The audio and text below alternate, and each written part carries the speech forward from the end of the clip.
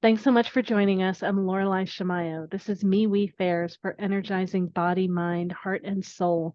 We have events throughout the Northwest and many online, and we interview our practitioners and vendors so you get a chance to know who we are before you meet us at an event. I'm excited to be here today with RoseMarie Davis. RoseMarie, it's lovely to be with you. Oh, Lorelai, I am the one that's the most excited. It was great to connect with you guys, and I'm so excited to be a part. Oh, it's great. Well, tell us, what is it that you do? What are you sharing at our events? Well, I teach awareness and spirituality through thought consciousness. Um, you mind if I tell you a little bit about myself and Please how? go ahead. Like, tell me about you. And I'm so curious about what thought consciousness is. And yeah, Okay. all these different things. Go ahead. Okay. I taught martial arts for over 25 years here in the Pacific Northwest, right here in Portland. And I loved it. One of the things that I ended up doing a lot of was helping people kind of overcome their own limitations, their own inner fears. There were things that held them back that they weren't even aware of. And I found that in addition to the kicking and punching, I really enjoyed helping people expand and become more than they thought they were, their preconceived notions. And so about 8 years ago, I opened a martial arts studio in Southeast Portland, and I wanted to incorporate that in it. So I really took on the study of spirituality and awakening and what the enlightenment thing was all about. And I tell you, I jumped in with both feet and my nose plugged, just head over heels into it. And I studied everything. Um, I ended up falling into metaphysics and esoteric sciences and philosophies. I think I was kind of guided there because that's not where I was going. It led me to write a book on awakening. I started out with the blog. I didn't know what I wanted to write, but I had been studying for so long. I knew there was something inside me that I wanted to get out. So every morning I would get up, well, every Sunday morning without fail, I would get up and at 6 o'clock and wrote whatever came into my mind. Um, Not really knowing what it was. So I just said, here we go, let's do it. So every Sunday morning without fail, I got up and I wrote this blog and I would publish by 10 o'clock. I'd never written a blog or I'd never read one. So I didn't know what to expect, but this was my goal. Wow. So What a I way to did it prompt for yourself out one. there. Like, I got to get up. I got to write. I got to post. Yeah, there was just something that had to come out. And some mornings it's like, well, what is it that I need to say? And so that's what would come out. And after a year, 52 weeks, I was done. I had nothing else to say. And it was really odd because I watch a lot of the self-help societies that are into self-awareness and so on. So what this particular morning when I was finished, I was watching a young man who was at the time the president of the Theosophical Society. And so he was doing his presentation, and what his talk was about was exactly what my last blog was about. And I thought, okay, that means I'm done. And then I was done. So yeah, for 1 year, I didn't do anything with it. It just kind of sat in the back burner. And one day, something said, RoseMarie, you need to put this in a book. And what the book ended up being, when I went back and looked at it, I was kind of impressed with myself because it really talked about who we were, how we became who we were, and our struggle to move past that preconceived notion of who we were. And I even had some step-by-step tools in how to do it. After a while, they seemed redundant, but then I realized because we have the same thoughts every day. And so that's what we need to take control of. And so my whole program became developed around how do we expand consciousness? And like I said, how we thinking is the most difficult thing to be in control of. And it's something that we do 24/7, even in our sleep, even though we don't understand what our thoughts are telling us, but we are always connected, And so I realized in doing my study and with the guidance that I've been given that there's information that we're touched into and that we can go back and use to develop, I should say, our own intuitive abilities, because when we're born, we only learn how to use our physicals. There are some of us that are gifted that have realized those gifts early and decided to share those.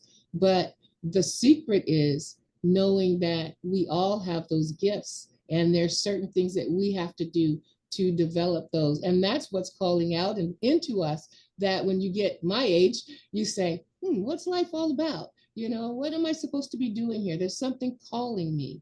And what I found is a way to help people tap into that. So that's what I'm drawn to share. So my program is a mastery program, and mastery is a very personal thing. So I offer a variety of different tools and techniques and ways of coming together to help people find that perfect process that they can use. And also put together lifestyle products that help you kind of promote that you're living an awakened lifestyle, and tools like journals and that kind of thing that will help you if you want to change habits or look at certain things. I'm also connected with the Shanti Crystal Foundation. So I do my own workshops where we talk about enlightenment, everything from the Anunnaki to Jesus, and how that applies to economics and politics today, to actually studying the way of mastery that was produced by the Shanti Crystal Foundation as a study group. That's an international group.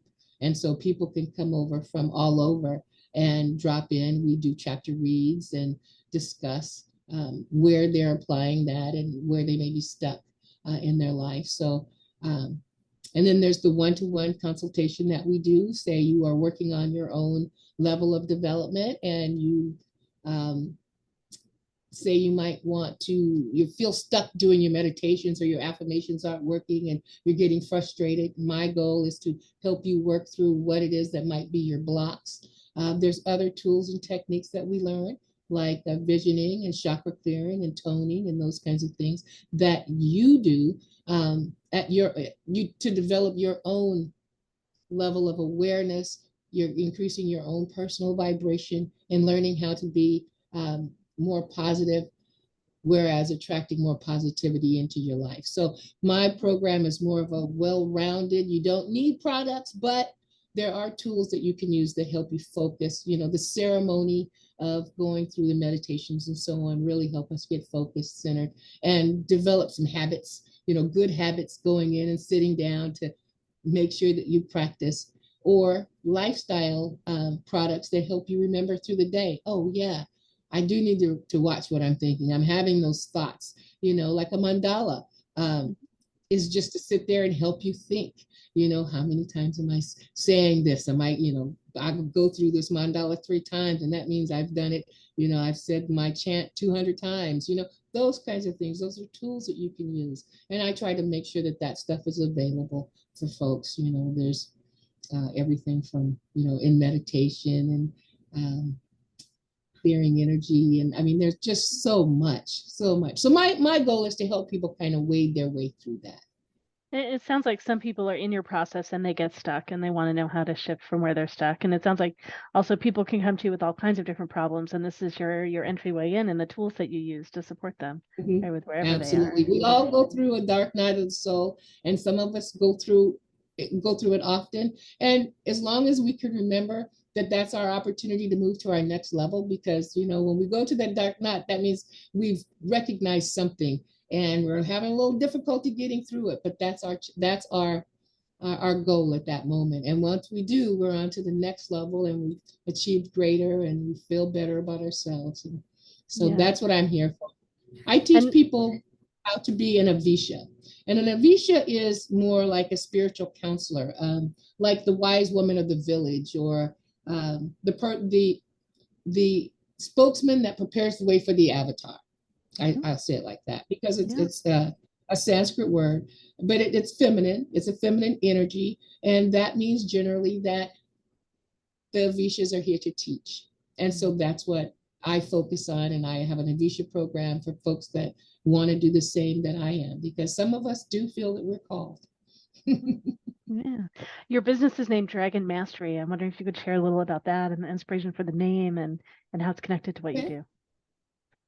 Well, I don't know. I'm still learning how I'm connected to the dragon, But the dragon represents spirituality and wisdom. The pearl of great price is generally held in a lot of traditions by a dragon. In some cultures, they say defeat your dragon, and that means overcome the obstacles that hold you back. I teach hermetic principles dealing with Kundalini, and that is a dragon spiritual energy dealing with the chakras. And so to awaken your Kundalini, it said that you have to remove 51% of your negative energy in order for your Kundalini to awaken. So I don't know. When I taught Taekwondo for 20 years, I was Little Dragon. I've always been drawn to dragons. I don't know why. I'm like I said, I'm learning now because on the way my journey has unfolded is that my teachers let me make mistakes and then come and say, see, I told you. Or if I do something right, they're like, okay, you move to the next level. And then they'll explain something that I've been doing for years. And I just did it. I didn't know why it happened. So my journey has been not unique, but it's been an awesome journey. It's great. It's great. I look forward to the unfolding of the dragons around you. It still Thank makes sense you. to me Thank too. you. Yeah, Thanks. exactly. That's great. Well, if people want to find you on the web, where should they go? I do have a website. My business is Dragon Mastery LLC, but I do business as a dragonspath.com because we all have a journey and we get to choose the path. So my path is the way of the dragon. Um, the Ouroboros, he eats his tail, but that's because he becomes awakened to who he is and becomes whole. And so that's what I'm trying to bring about. So a Oh, that's great. dragonspath.com. Yeah, dragonspath.com. That's great. It's lovely. Well, I look forward to Thank connecting with you more and having more and more people know about your work. Thank you so much for being part of the you so much, community. Lorelai. You are welcome, Thanks for having Rosemary. me. All All right, right. great. And all of you watching and listening, you can find out more about all of our events at mewefairs.com. See you soon.